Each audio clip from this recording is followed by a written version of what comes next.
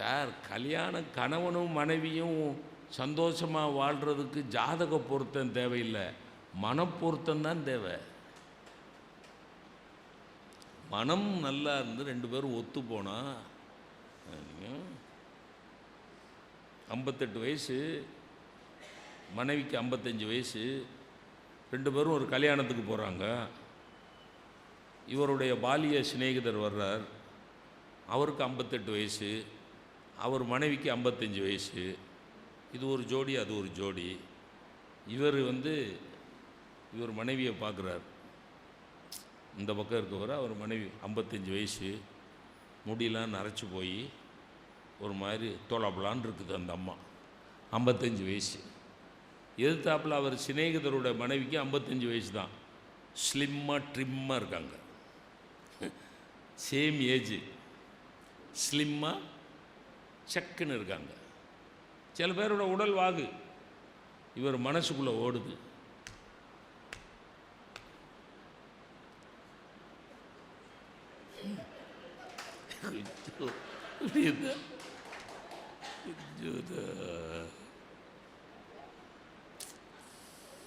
அதே வயசு தானே,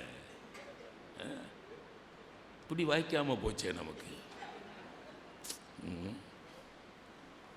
கல்யாணம்லாம் அட்டன் பண்ணிவிட்டு வீட்டுக்கு வர்றாங்க. அவங்க வீட்டுக்குள்ளே போன உடனே இவர் யார், அவர் மனைவி ட்ரிம்மாக இருக்காளேன்னு பார்த்து ஒரு மனைவி வாயை திறந்து, ஏமா அந்த அம்மாவுக்கும் உன் வயசு தானே, அந்த அம்மா மட்டும் எவ்வளவு ட்ரிம்மாக இருக்காங்கன்னு கேட்க போகிறார். இவர் வாயை திறந்து அம்மா அப்படின்னு ஆரம்பிக்கலை. ஏங்க அங்கே கல்யாண வீட்டில் பார்த்தோமே, அவர் உங்கள் ஃப்ரெண்டா? ஆமாம். உங்கள் கிளாஸ்மேட்டா? ஆமாம். ஏங்க அவர் எவ்வளோ ட்ரிம்மாக இருக்கார், நீங்கள் ஏங்க இப்படி தொப்பைந்து வந்தீங்கன்னா இருக்கு. சரி, இது சேர்ந்து வாழ்ந்தா என்ன, வாழாட்டி இல்லை. இவர் தொப்பையும் தொந்தியுமா இருந்துக்கிட்டு மனைவி மட்டும் ட்ரிம்மாக ஸ்லிம்மாக இருக்கணும்னா என்ன சார், என்ன அர்த்தம்? மனைவிக்கு காது கேட்கலையோன்னு சந்தேகம் வந்து ஒரு இன்னைக்கு அவளுக்கு காது கேட்குதா இல்லையான்னு கண்டுபிடிச்சிடணும் அப்படின்ட்டு ஆஃபீஸ்லேருந்து வந்து வாசலில் நின்று, பரிமளா பரிமளா கொஞ்சம் குடிக்க தண்ணி கொண்டு வா. பதிலே இல்லை.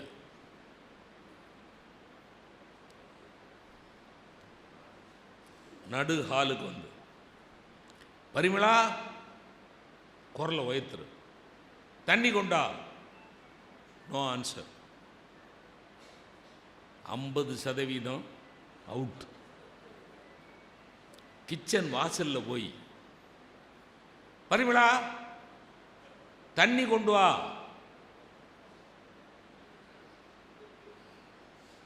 சுத்தம். கிச்சனுக்குள்ளேயே போய் அவள் பின்னாடி நின்று அவள் தோளை தொட்டு திருப்பி, பரிமளா தண்ணி கொண்டு வான்னு எத்தனை தடவை கத்துன்னு கத்துறேன், செவுட்டு போனமே, காது கேட்கல அப்படின்னு. யோ நீ வாசலில் செருப்பை கழட்டிக்கிட்டு தண்ணி கொண்டான்னு சொன்ன உடனே டேபிளில் கொண்டாந்து வச்சுட்டையா? வச்சுட்டேன்னு சொல்ல வேற செஞ்சேன், காது இந்த பையில கேட்கல. காது இந்த பையலுக்கு கேட்காம இந்த பையன் அவளுக்கு காது கேட்கலன்னு அவன் மேலே உளுந்து பிடுங்குனா, புரியுதா என்ன சொல்கிறேன்னு? இல்லை மனசு. நீங்கள் ஏன்னா ஜாதகம் பார்க்குறது, சகுனம் பார்க்குறது, ஜோசியம் கேட்குறது, ராகு காலம் பார்க்குறது.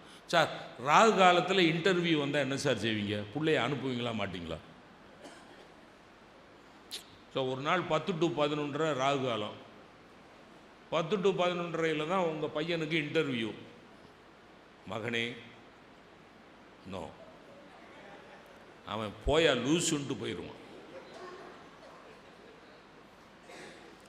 பூனை குறுக்க வந்தால் சகுனத்தடை, காக்கா வளத்துலேருந்து இடத்துக்கு போனான், இடத்துல இருந்து வளர்த்து நேர காக்காய்க்கு என்னையா தெரியும், இல்லை பூனைக்கு என்ன தெரியும்?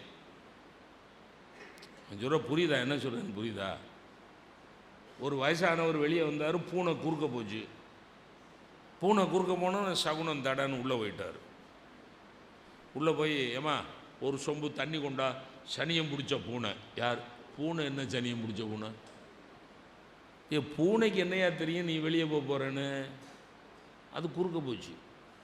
சனியம் பிடிச்ச பூனை குறுக்க வந்துருச்சு. போகிற காரியம் விளங்காது. தண்ணி கொண்டா. தண்ணி குடிச்சிட்டு நான் போகிறேன். அவர் தண்ணி வாங்கி சொம்பில் தண்ணி வாங்கி அண்ணாந்து குடிச்சுக்கிட்டு இருக்காரு. வீட்டு வாசலில்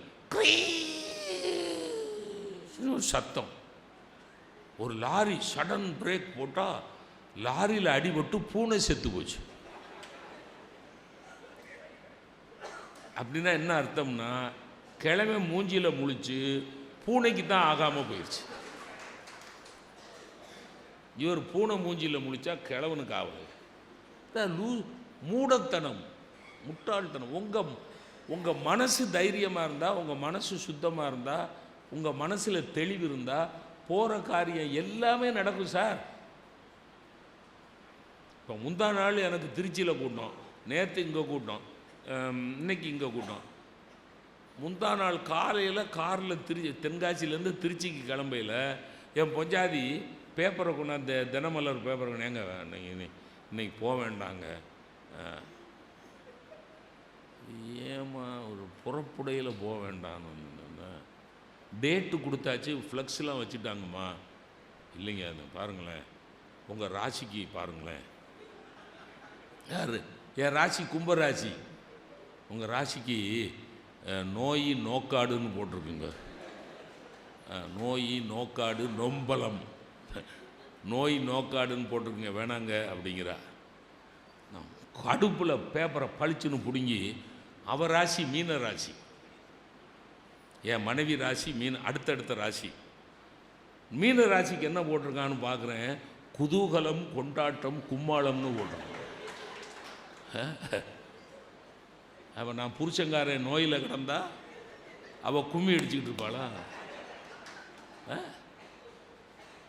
ராரே ரராரே, என் புருஷன் படுத்துட்டா, நோயில் விழுந்துட்டா.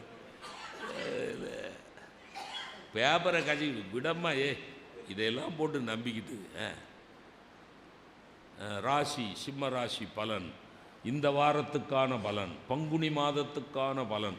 என் ராசிக்கு விரைவில் திருமணமாகும்னு வருது. என் ராசிக்கு வந்து சார் விரைவில் திருமணம் ஆகும். சரி, திருமணம் ஆகும், எவன் பொண்ணு கொடுப்பான் சார்? மனசு தான் சார் அடிப்படை. இதை சொல்லி நிறைவு பண்ணுறேன். கண்ணதாசனையே சொல்லி நிறைவு பண்ணேன். ஏன்னா கண்ணதாசன் தான் எனக்கு ரொம்ப பிடிச்ச கவிஞர். அவர் இந்த மனம் அப்படிங்கிறத வச்சு 2-3 பாட்டு, 2-3 வரி. ஒரு வரி ஏற்கனவே சொல்லிட்டேன், இதை மனசில் எழுதி வச்சு, மனசை பார்த்துக்க நல்லபடி, ஒரு வரி. 2வது வரி இப்போ வேற பாட்டு.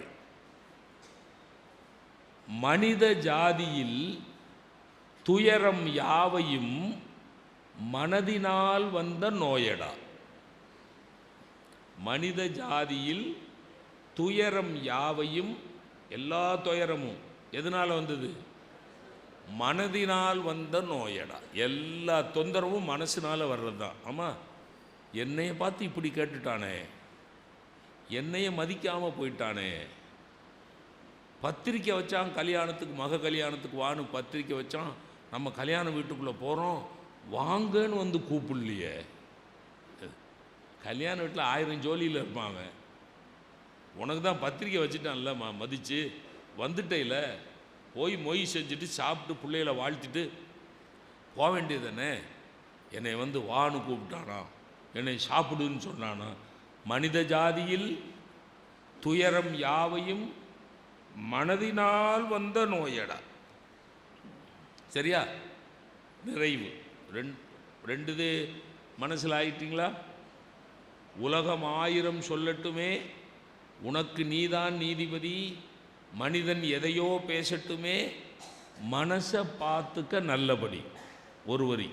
ரெண்டாவது, மனித ஜாதியில், மிருக ஜாதியில் இல்லை, ஏன்னா மிருகத்துக்கு மனம் கிடையாது. மிருகத்துக்கு மனம் கிடையாததுனால துயரம் கிடையாது.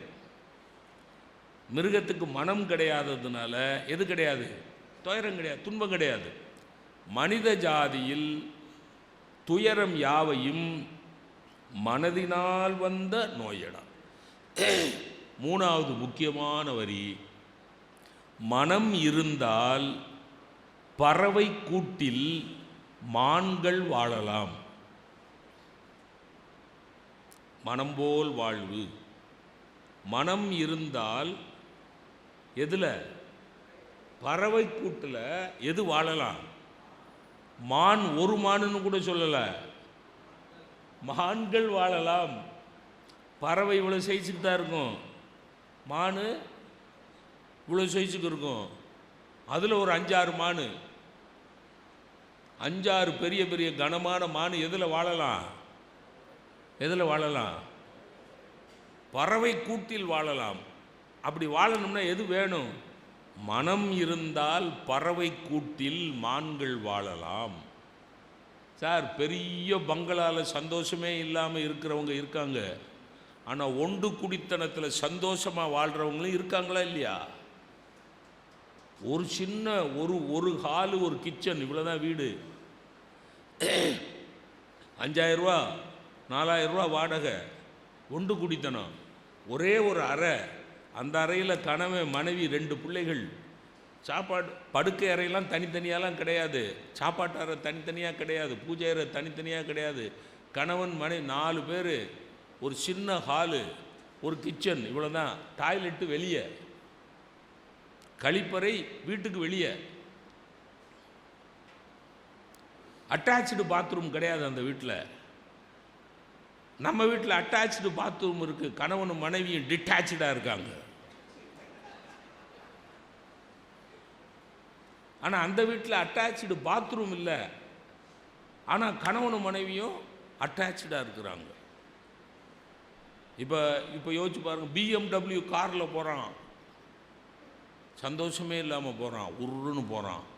துருப்பிடிச்ச சைக்கிளில் கிழிஞ்சு போன நூல் புடவையை கட்டின பொஞ்சாதியை பின்னாடி கேரியரில் உட்கார வச்சுக்கிட்டு சிரித்து பேசிக்கிட்டு போகிறாங்க. துருப்பிடிச்ச சைக்கிள் பார்த்துருக்கோமா இல்லையா? இப்போ அந்த வரியை கவனம் வைங்க. மனம் இருந்தால் பறவை கூட்டில் மான்கள் வாழலாம். பெரியோர்களே, இப்படி சொல்லி நிறைவு செய்கிறேன். நம்முடைய வாழ்க்கைக்கு நாம தான் பொறுப்பு. நம்முடைய வாழ்க்கைக்கு நாம தான் பொறுப்பு. நமக்கு நம்ம மனசு தான் பொறுப்பு.